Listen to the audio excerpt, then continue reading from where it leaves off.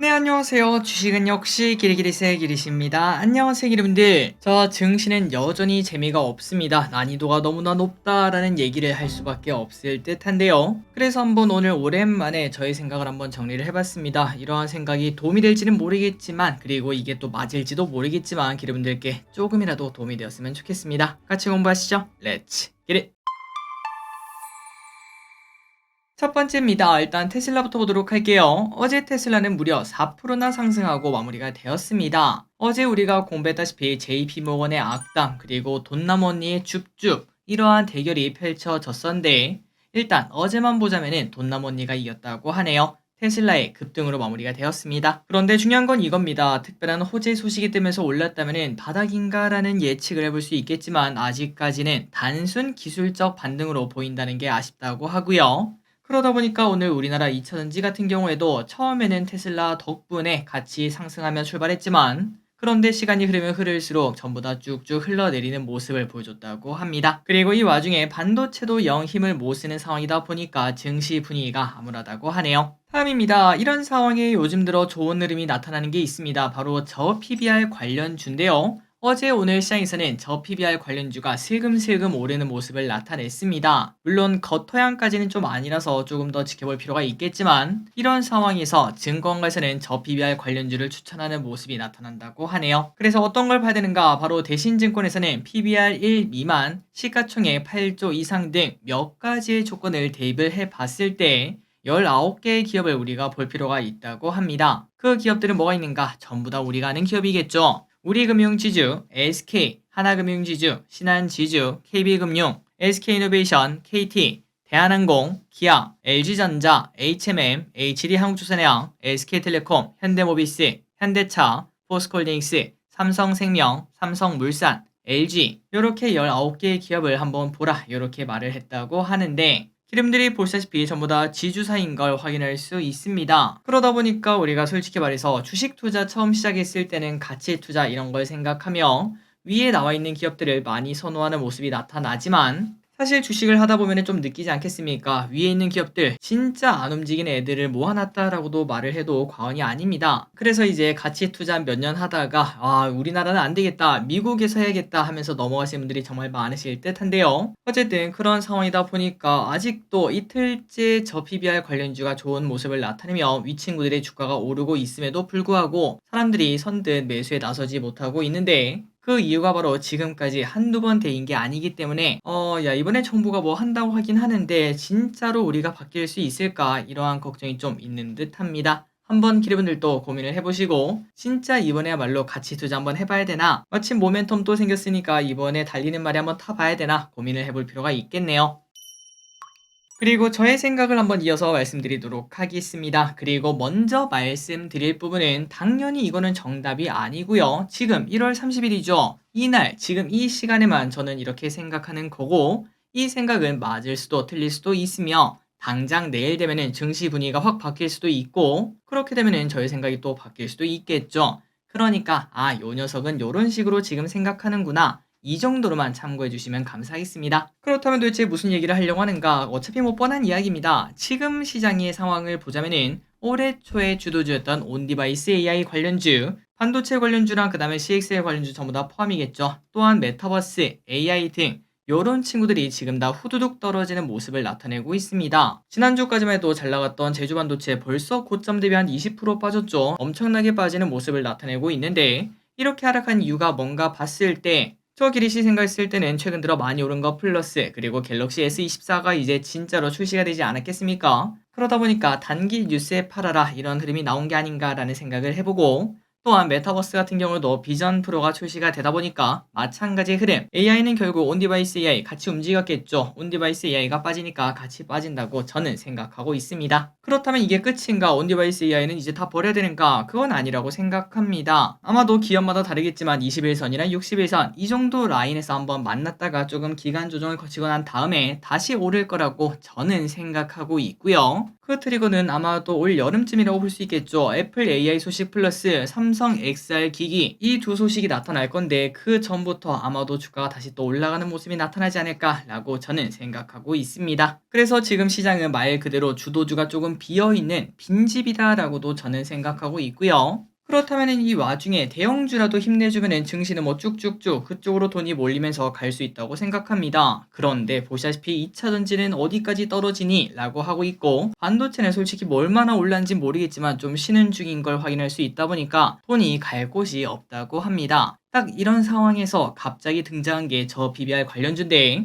사실 정부에서 2월에 기업밸류 프로그램을 도입한다는 거 우리가 이거를 2주 전인가 공부했었죠. 시간이 꽤나 많이 지난 상황입니다. 그런데 그때부터 시작된 게 아니라 이제서야 반응 온다는 걸 봤을 때 시장에서 지금 돈이 어디로 가고 싶은데 갈 곳이 없다 보니까 결국 꺼낸 게 저 PBR 관련주구나 요렇게 생각하는 게 아마 맞지 않을까라고 보고 있고요. 그래서 저는 이러한 이유 때문에 저 PBR 관련주가 아마 당분간은 뭐 조금 더 이렇게 뭐 들쑥날쑥하지 않을까라고 생각하고 있으며 다만 길게 갈 수 있을 섹터일지는 잘 모르겠습니다. 그거는 며칠 더 지켜보면서 전략을 수정할 필요가 있다고 보고 아마도 2월 정부 발표 그 소식이 좀 구체화되면은 그때쯤이 되어서 아마 단기 고점이 나타나지 않을까 싶네요. 어쨌든 결론은 저 PBR 섹터를 조금 보다가 온디바이스, 메타버스, 반도체, 2차전지 등이 좀 많이 쉬었다 싶으면은 그쪽으로 넘어가는 전략 한번 고민을 해보시고요. 그리고 저 PBR 기업들 너무나 많습니다. 그렇기 때문에 고르기가 좀 힘든 상황인데 만약에 이거 공부하기가 좀 힘들다면은 타이거 지주회사라는 ETF가 있습니다. 요 친구만 살펴봐도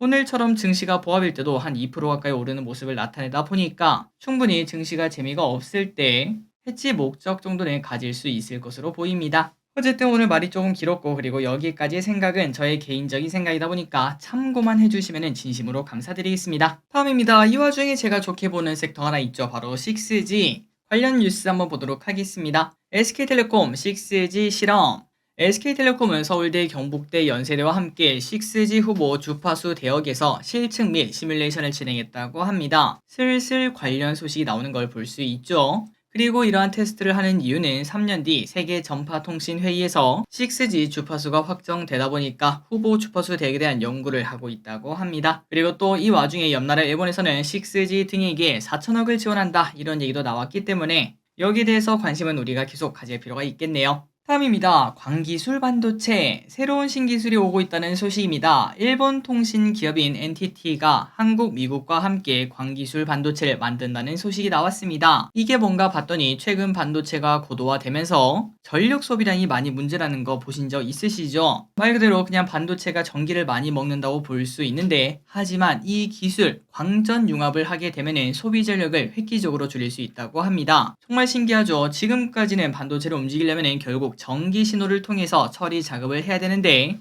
이게 만약 완성이 된다면 빛으로 처리하기 때문에 전기가 필요 없다고 하네요. 어쨌든 광기술 반도체 관련주 오늘 뭐 살짝 움직이는 모습을 나타냈으나 하지만 바로 흥항하는 모습을 나타내 시장의 주목을 엄청나게 받지는 못했다는 건 참고하시면 될 것 같습니다. 다음입니다. 낸드 곧 봄날 옵니다. 디램 시장이 회복 국면에 진입하고 있다는 소식은 많이 보셨죠? 이와 동시에 낸드도 이제 빛이 조금씩 보이고 있다고 하네요. 세계 3위 낸드 회사죠. 웨스턴 디지털은 회사의 낸드 플래시 재고가 지난 4년간 최저 수준을 기록했다고 밝혔습니다. 이는 당연히 호재라고 말할 수 있고 일각에서는 빠르게 또 올라갈 수 있다 보니까 올해 낸드 플래시 규모가 작년 대비 50% 성장할 수 있다는 전망도 있다고 하니까 기대해보도록 하겠습니다. 다음 소식입니다. 이거는 논란이 조금 많을 것 같아서 정말 빠르게만 보고 넘어가도록 하겠습니다. 여러분들 혹시 알고 계셨나요? 우리나라에는 이런 상도 있습니다. 바로 대한민국 베스트 리포트라는 상인데요. 그만큼 잘 맞춘 사람이 받는다고 볼 수 있습니다. 그래서 누가 받았나 봤더니 바로 김현수 하나증권 연구원. 아마도 이름 다 들어보셨을 것 같아요. 바로 에코프로 매도 리포트를 냈던 그 사람인데 지난 4월 12일에 냈던 리포트가 이번에 대상을 받았다고 합니다. 그때부터 욕도 많이 먹었고 실제로 투자자들이 찾아가는 경우도 있었다고 하는데 하지만 지금 봤을 때 결국 그때 그 사람 말이 맞았다는 걸 볼 수 있죠. 게다가 중요한 거는 매도 리포트가 우리나라에 없다는 거 많이 보셨죠? 미국 같은 경우만 하더라도 엄청난 매도 리포트가 쏟아집니다. 그냥 뭐 하루에 하나씩 쏟아진다고 해도 과언이 아닌데 하지만 우리나라는 정말 기형적이게도 리포트 100개가 나오면은 그 중에 한 개 찾기도 어려운 매도 리포트가 없는 그런 모습을 나타냈었죠. 그 이유는 그 회사의 투자자들 그리고 그 회사의 눈치도 봐야 되기 때문에 매도 리포트를 쓰기가 좀 많이 부담스러워서 대부분 중립 리포트를 쓰지만 그런데 이 사람은 소신을 담아 매도 리포트를 쓴 것도 아마 영향이 있는 것으로 보인다고 합니다. 다음입니다. 뉴럴링크 첫 이식. 뉴럴링크가 처음으로 인간 뇌에 칩을 이식했다고 합니다. SNS에 밝힌 내용에 따르면 환자는 첫 이식을 받았고 잘 회복하고 있다고 이야기를 했다고 하네요. 그렇다면 뭘 심었나? 이식된 첫 제품은 텔레파시라며 생각만으로 휴대폰이나 컴퓨터 등 모든 기기를 제어할 수 있다고 합니다. 지난번에 우리가 FDA 승인이 나왔다는 거 확인했었죠. 첫 이식은 FDA 승인 이후 8개월 만에 일어난 일이라고 하는데 초기 사용자는 팔다리를 쓰지 못하시는 분들로 뇌에 칩을 이식해 컴퓨터와 소통하는 것을 목표로 해왔다고 합니다. 그리고 테스트 영상 같은 거 보면은 벌써 2년 전에는 원숭이가 이렇게 그냥 머릿속으로 생각만 하면서 이런 게임을 하는 걸 볼 수 있고요. 그 다음에 테스트하는 거 보니까 원숭이가 생각만 해도 타이핑을 할 수 있는 그 정도까지 나타난 걸 봤는데 과연 이번에 인간한테는 어떻게 될지 개인적으로 많이 궁금합니다. 다음입니다. 홍역이 유행하고 있습니다. 유럽에서 홍역 환자가 45배나 증가하며 세계에서 홍역이 유행하고 있다는 소식인데요. 국내에서도 해외 유입으로 인한 홍역 환자가 발생하고 있는데 이달 들어서는 1명이 발생했고 작년에는 총 8명이 발생했다고 합니다. 참고로 홍역은 21년, 22년에는 1명도 없었는데 작년 10월부터 해외 유입으로 발생하고 있다고 하니까 최근 들어 확실히 늘어난 건 맞다라고 말할 수 있겠죠. 여러분들이 아시다시피 홍역은 전염성이 매우 강한 편입니다. 그래서 면역이 만약에 좀 부족하다면은 환자와 접촉하면은 90% 이상 전염된다고 하니까 혹시나 이 홍역 환자가 좀 더 늘어날지 관심 있게 봐야겠네요. 다음입니다. 리노스가 폴라리스 AI로 이름을 바뀐다는 소식. 리노스가 폴라리스 그룹에 들어가면서 사명을 변경하고 사업 영역을 확장한다고 합니다. 사명은 폴라리스 AI로 변경하고 AI 관련 사업을 확장할 예정인데요. 리노스는 SI IT 서비스를 영위하던 기업으로 이제는 AI와 빅데이터 기술을 활용한 제품 서비스도 개발한다고 합니다. 그래서 이러한 소식으로 오늘 리노스의 주가는 상승 출발했다고 하는데 일단 지금까지 봤을 때는 윗골이 달고 마무리가 되네요. 다음입니다. 애플페이. 그렇게 인기가 좋았으나 실제로 쓰는 사람이 많지 않다고 합니다. 애플페이가 국내에 진출한 지 시간이 꽤나 흘렀지만 온라인 간편 결제 이용률은 0%대로 매우 끔찍한 걸 확인할 수 있죠. 어떻게 이 정도밖에 안 되나 라고 봤더니 애플페이를 이용할 수 있는 사용처와 제휴카드가 제한적이기 때문에 많은 사람들이 아직은 사용하지 않는다고 합니다. 그렇다면 삼성페이는 어떤가? 바로 22년과 같은 13%를 기록했다고 하고 그리고 1등이 누군가 봤더니 당연히 네이버페이 압도적인 모습을 보여준다고 합니다. 다음 소식입니다. 울트라 품귀 현상. 최근 출시된 3전의 갤럭시 S24 시리즈 중 일부 모델 품귀 현상이 곳곳에서 벌어지고 있습니다. 삼성닷컴을 기준으로 S24 울트라 자급제 모델을 구매하려면 최장 1개월까지 걸린다고 하고요. 그나마 선호도가 떨어지는 옐로우, 그 다음에 바이올렛도 일주일 정도는 기다려야 받을 수 있다고 합니다. 그래서 이런 모습이 나타나다 보니까 올해 갤럭시 S24 글로벌 전체 판매량은 3천만 대를 돌파할 것이라는 전망이 나온다고 하네요. 다음입니다. 제발 이거 먹지 말아주세요. 요즘 유튜브에서 녹말 이쑤시개 먹방이 유행이라고 합니다. 저도 어렸을 때인가 친구들이랑 이거 먹을 수 있다고 하면서 장난쳤던 거 기억이 나는데 이걸 진짜로 먹는다는 건 생각도 못했었죠. 물론 녹말 이쑤시개는 옥수수 그리고 고구마 전분, 감미료인 소르비톨 이런 것들로 만들기 때문에 성분만 봤을 때는 먹어도 된다라고 볼 수 있겠지만 그런데 당연히 식약처 입장에서는 이거는 식품이 아닙니다. 먹지 마세요 라고 했고 이 녹말 이쑤시개를 만드는 제조업체 사장님도 극구 제발 먹지 말라고 말렸다고 합니다. 그래서 우리 같은 성인들은 당연히 이걸 먹을 이유는 없지만 혹시나 아이가 있다면 이런 걸 따라할 수 있다 보니까 주의가 조금 필요해 보이네요.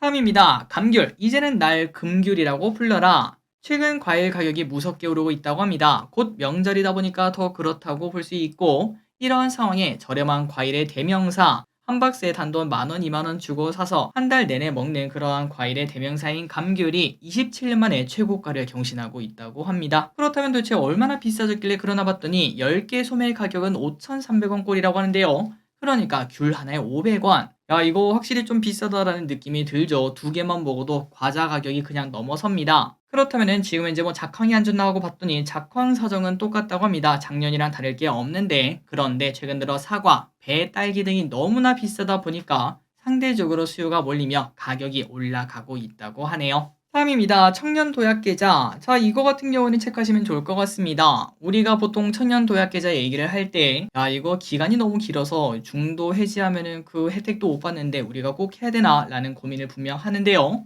하지만 이번에 약간 변경되어서 우리가 꼭 체크할 필요가 있을 것 같습니다. 바로 내용을 보도록 하겠습니다. 청년 도약 계좌 아마 알고 계시겠지만 작년 6월에 출시된 정책 상품으로 청년이 매월 70만원 한도 내에서 자유롭게 돈을 넣으면은 정부가 월 최대 24,000원을 지원하는 제도입니다. 다만 만기가 좀 길어서 많은 사람들이 불편해했다라고 말할 수 있는데, 그런데 정부와 은행권에서 자산 형성 지원을 위해 3년만 유지를 한다면 이자 소득에 대해 비과세를 적용할 예정, 이렇게 밝혔습니다. 또한 은행권도 중도 해지 이유를 은행의 3년 만기 적금 금리 수준으로 상향을 한다고 하니까 5년까지 하면 당연히 좋긴 하겠지만 혹시나 사정이 생겨도 그나마 낫다라는 얘기를 해볼 수 있겠죠. 또한 일시 납입 가입자의 적금 공백을 메우기 위해서 청년도약 플러스 적금을 출시한다, 이런 얘기도 있다 보니까 오는 4월에 출시가 될 건데 일반 적금보다 금리를 조금 더 높게 한다고 하네요. 이것도 체크하시기 바랍니다. 다음입니다. 오늘 자동차가 약한 이유, 바로 트럼프 때문이라고 합니다. 아니 야, 지금 몇 년 전도 아니고 갑자기 트럼프가 왜 나오냐 라는 얘기를 하는데, 그런데 트럼프가 내가 만약 대통령이 되면은 바로 수입 자동차에 관세를 때리겠다, 이렇게 말을 했다고 하네요. 그리고 지금 상황이 이제 솔직히 말해서 바이든보다는 트럼프가 될 확률이 높다 보니까 보호무역주의 시즌2가 나오겠구나 라는 얘기가 나오고 있고, 그리고 이런 상황이다 보니까 오늘 자동차주가 힘이 없는 모습을 나타냈다고 하네요. 그래서 이런 걸 봤을 때 이 사람이 대통령 되면은 참 버라이어티 하겠다라는 얘기를 해볼 수 있고, 진짜로 미국 주식 시작해야겠다라는 고민도 해야 될 것 같습니다. 다음입니다. 자체 AI 칩 개발 경쟁. 아마존, 구글, 메타, MS 등 빅테크 기업들이 자체 AI 칩 경쟁에 나서고 있습니다. 이미 아마존, MS, 구글은 자체 칩을 탑재를 하기도 했었는데요. 이렇게 굳이 자체 칩을 만드는 이유가 뭔가 봤더니 비용 절감 때문에 그렇습니다. 구글 같은 경우는 직접 이렇게 만들었으면은 엔비디아 AI 칩 대비 5배나 더 싸다고 하네요. 그래서 이렇게 저렴한 칩으로 엔비디아의 점유율을 낮추려고 하고 있긴 한데 당장은 쉽지 않다고 합니다. 이미 시장에서 선점된 칩이 있는 가운데 새로운 칩을 쓰려면 당연히 이것저것 할 게 많겠죠. 일단 기본적으로 소프트웨어 코드를 다시 짜야 되는데 이런 것들이 매우 비효율적이다 보니까 쉽게 사용할 수 있는 전략은 아니라고 합니다. 마지막 소식입니다. 부산 양자 컴퓨터 설치합니다. 오랜만에 양자 컴퓨터 소식을 한번 보는데요. 글로벌 컴퓨팅 업체 IBM이 한국 퀀텀 컴퓨팅과 협력해서 오는 28년까지 퀀텀 시스템2를 부산에 설치한다고 합니다. 그나저나 퀀텀 시스템2가 뭔가 바로 IBM이 개발한 세계 최고 성능의 최신 양자 컴퓨터인데, IBM에 따르면 IBM 왓슨 연구소에 설치된 것 외에 아직 설치된 곳이 없는데 이게 부산에 온다는 거겠죠. 그래서 이제 만약에 몇 년 뒤 한국에 실물 양자 컴퓨터가 도입된다면 보안, 안정성 문제가 해결되며 더 많은 기업과 정부, 국책연구소 등이 양자 컴퓨터를 사용할 수 있을 것으로 보인다고 합니다. 자, 오늘의 공부 여기까지 끝났습니다. 증시 분위기가 여전히 어둑어둑합니다. 이 와중에 저 PBR 관련주는 어떤 흐름을 나타낼지, 아니면은 다시 귀신같이 증시가 빠르게 올라가면은 저 PBR에 갈 돈이 없겠죠. 오히려 거기서 돈이 빠져나가는 경우도 나타날 수 있다 보니까 매일매일 조금은 관심 가지면서 볼 필요가 있어 보입니다. 그러니까 무조건적으로 이때까지 좋았던 애들이 계속 빠지고 저 PBR만 오른다, 이 말이 아니라는 거 한 번 더 생각하시기 바래요. 지금까지 기리셨습니다. 빠이요.